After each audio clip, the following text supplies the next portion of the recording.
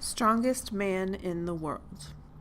It had rained most of the night. The big thunder would shake the house, and then lightning flashed. Sleep came in fits to the Indian man and his wife. Finally, the storm ended, and both slept again. As the sun raised its face the next morning, the skies were clear. The man was awakened by the birds' wake-up songs. He put on his clothes and went outdoors. There was an early morning rainbow in the sky. Yes, today would be a good day. His wife was still asleep. Maybe there was time to take a little walk. As he walked along, it was easy to imagine some of the good things that she would cook for his breakfast: ham and biscuits and coffee. While distracted, he heard a small voice. "Oh, man, you want to come see our place?" He was startled by 3 tiny men standing in his path. "They are too small to hurt me," he thought. His curiosity overcame the thoughts of food. He followed the little men, walking through the underbrush in a south and westerly direction. Soon, the little men reached a small stream. The leader gathered them near the water. Their little voices sounded like many bumblebees. He gestured and talked, then turned and looked directly at the man. The leader spoke to him. "The rains last night have made the river too wide and deep for us to cross. We need your help to go home." The water may have been chest deep to the man. He didn't want to wade cold water, much less carry 3 little men. Instead, the man began the search for a felled tree. He returned with a sapling chewed to the ground by a beaver. It was just the right size, about 6 inches across. He dragged it to the edge of the stream, walking his hands up the trunk to make it stand erect. It toppled over, crashed down across the stream. The little men jumped up and down and shouted and cheered, "You are the strongest man in the world." The man smiled. Their encouragement made him feel good. Next, the little men took up the line formation and led him safely across the bridge. They looked like ants crossing the log. Reaching the other side of the stream, they again cried, "You are the strongest man in the world." This procession reached a big hill covered with trees. The leader stopped. He pointed to a hole in the side of the hill. "Oh, man, you want to go inside our house?" Even before an answer came, the men popped through the hole. Dropping to his knees, the man squeezed his head and shoulders through, then struggled in. Once inside, he sat up. A good hunter learns to use his nose, especially when it's dark. What he smelled was danger. There was a heavy, pungent, musky odor in the room.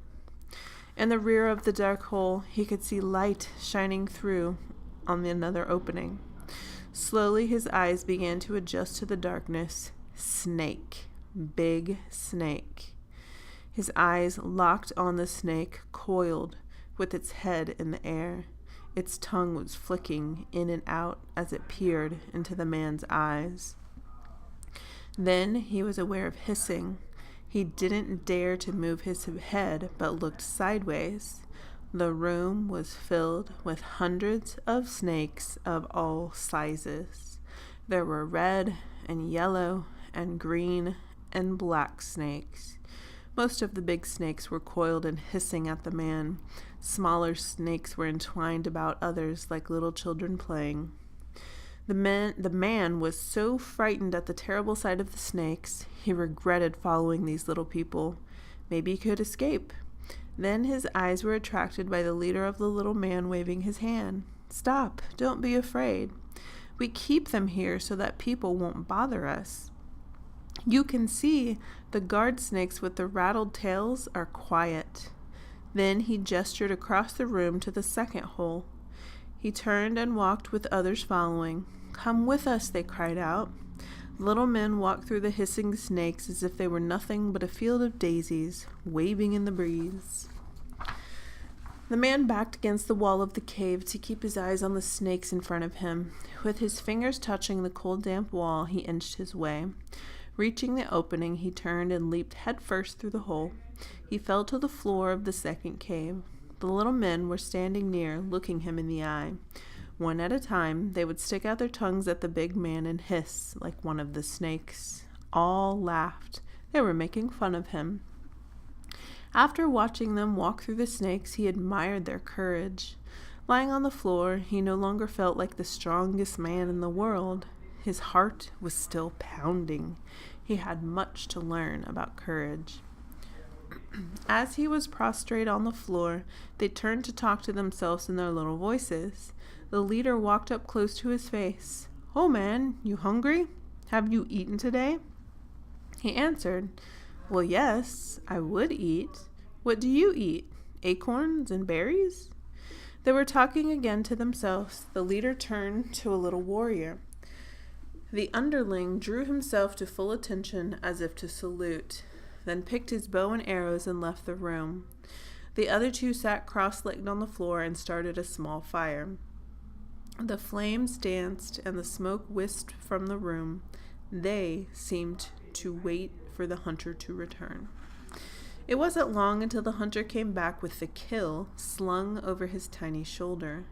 He entered the cave and threw it to the floor before the cooks. It was a big yellow grasshopper with a small arrow sticking from its side. He said, "Man, I have killed a big turkey for you to eat. It will taste so good." The cooks began to roast the grasshopper.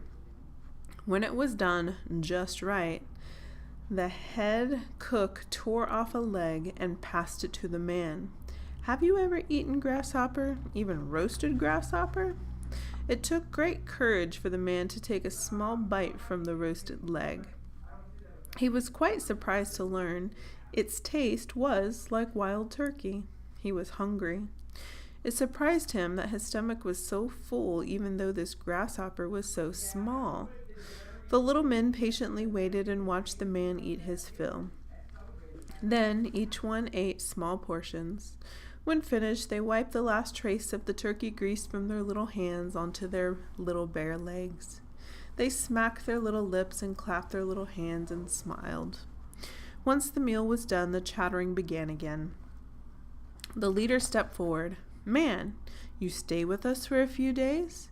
We want to show you more of our ways." The man was captivated with their courage and skills, and rather disappointed with his own. Leaving meant to cross that snake pit. He was pleased to stay with them. 3 days later, he returned home. His wife remembered the rainbow she saw the morning that he had left home. He left before breakfast and returned days later, happy and so peaceful, not hungry and not talking about where he had been. She would not have questioned the children, and she wouldn't question him either. Breakfast was served, and good luck seemed to follow them. The man was right. This had turned into a good day. The end.